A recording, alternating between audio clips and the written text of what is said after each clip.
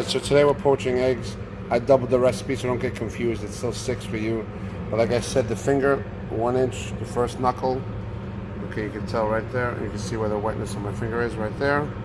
It doesn't mean just cover the eggs. It means cover by 1 inch to the top of the last egg. Okay, right there.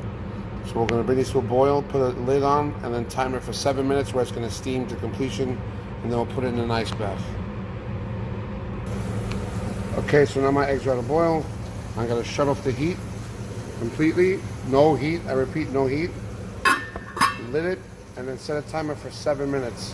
And then we're going to transfer it to an ice bath or running cold water.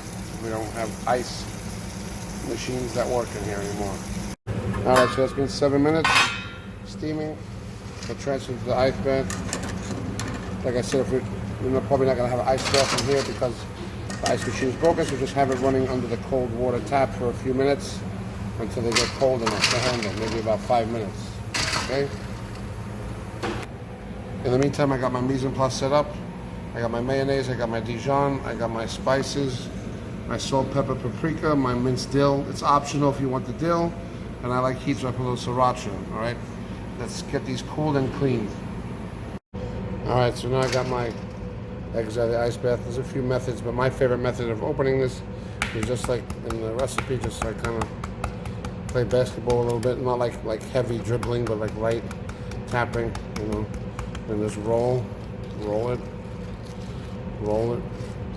okay, and then you should see how it's just easily coming apart. If you want to dip it back in the water, get the water under the shell a little bit, and you'll see how it just slides right off perfectly. Okay, almost all in one shot. All right. A tip too with boiling eggs, to wash off in the water again. And this, you want the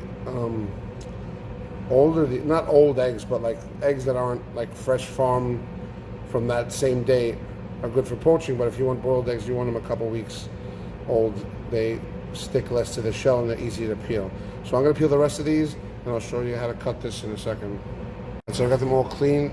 I got no blemishes, no chunks missing. Okay, so a few ways. I like to take like a thin metal wire or even a piece of thread and just pull through. It's the best way.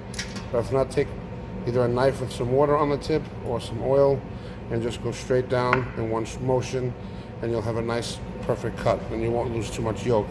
And this is what we're looking for, where it's still a little golden in the center here and it's not green. That's when the eggs smell funky and nasty. And I'll do one more, a little water on it. Okay, just straight through confidently, just like that. All right. Then I'm gonna put all my yolks in my bowl here. Just kind of tap it out right in there. Kind of squeeze it, almost like we did the avocado. Just pop it out. Okay. All right, and we're just gonna mash that all together. We're gonna mash this all up good, and then I'm gonna put it in my piping bag with a star tip, if you choose so. If not, you don't have to. You can just spoon it in. Okay. All right, so now I got my stuff in the pastry bag here, ready to go with my star tip. So you're just gonna take it and just pipe it in, nice and easy. Okay. Sorry, technical difficulties. Okay, just squeeze it. All right. Sometimes you get a chunk in there, but just squeeze a little harder. Okay. That's much better. Okay. So a nice little design, just about a little height, not too much, because you got to remember, you got to have enough yolk for everything. All right. So I'm going to show you some garnishing methods with this stuff. Okay, and then we'll get started. So you can take some of these like this, just like that, a little dill garnish. If we add some caviar, we'll put that on there. Just put a few simple things on here. Okay, maybe a Spanish olive or two. Okay. And I like to put a little more paprika if you want.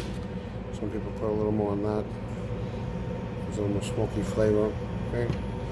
So that right there will be one nice deviled egg. All right. So experiment with flavors and good luck.